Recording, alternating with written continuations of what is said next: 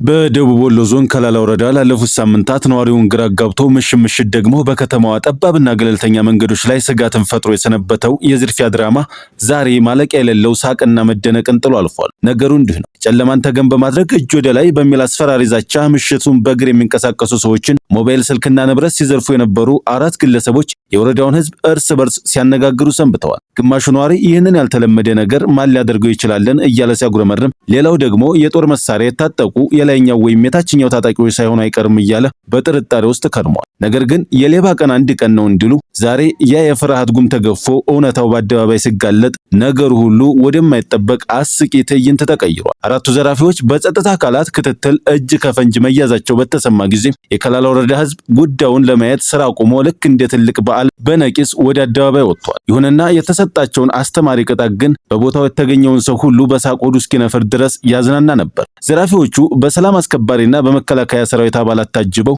የከተማውን አደባባይ በእግራቸው እንዲዞሩ የተደረገ ሲሆን ልክ እንደ ምርጫ ቅስቀሳ ማይክራፎን እጃቸው ላይ ተሰጥቷቸዋል። እያንዳንዱ ሌባ ማይኩን እየተቀባበለም የትኛው ስልክ እንዴት እንደተሰረቀና የፈጸመውን የሌብነት ታሪክ ራሱ ባፉ ለህዝቡ በዝርዝር ሲያካፍልና ሲያብራራ ውለዋል። ህዝቡም በአደባባዩ በቀረበው በዚህ ኑዛዜና የሳቅ ኮንሰርት እየተገረመ በደስታ እየሳቀ ውሏል። የዕለቱ ትልቁ መደነቅን የፈጠረው ግን ሌቦቹ ሌሊት ሰውን ለማስፈራራትና ለማሸበር የተጠቀሙበት ትጥቅ በህዝብ ፊት ይፋ በሆነበት ወቅት ነው። ነዋሪው ዘመናዊ መሳሪያ መስሎት የፈራው ነገር በጥበብ ከደረቅ እንጨት የተቀረጸና ከሩቅ ሲያዩት ስናይፐር የሚመስል አርቲፊሻል እንጨት ሆኖ ተገኝቷል። ሌቦቹ ራሳቸው ይህንን የእንጨት መሳሪያ በእጃቸው ይዘው በዚህ እንጨት ህዝቡን እንዴት ሲያስፈራሩ እንደነበርና ማብራሪያና ገለጻም ሰጥተዋል። ከዚህም በተጨማሪ ጀርባቸው ላይ ሙሉ ትጥቅ አስመስለው ያንጠለጠሉትና ሰውን ያስደነገጠው ነገር ተራ ባዶ የውሃ ኮዳ ሆኖ ወጥቷል። በደረቅ እንጨትና በባዶ ኮዳ ወረዳውን ሲያምሱ የነበሩት አራቱ ሌቦች በአደባባይ እኔን ያየ ይቀጣ የሚለውን መፈክር እያስተጋቡ